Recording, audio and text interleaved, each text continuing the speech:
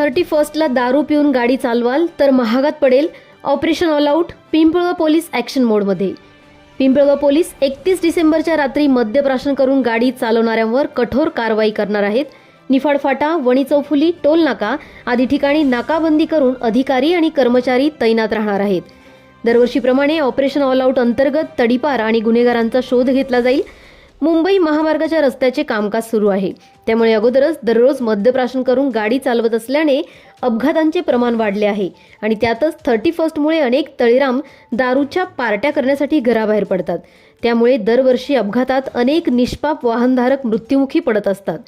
त्यामुळे अपघातांना आळा घालण्यासाठी नाशिक ग्रामीण पोलीस अधीक्षक विक्रम देशमाने यांच्या मार्गदर्शनाखाली पिंपळगाव पोलिसांनी पोलीस ठाण्याच्या हद्दीत नाकाबंदी सुरू केली असून दारू पिऊन गाडी चालवताना आढळल्यास त्यांच्यावर दंडात्मक कारवाईसह कडक कारवाई केली जाईल असा इशारा पोलीस निरीक्षक दुर्गेश तिवारी यांनी दिला आहे.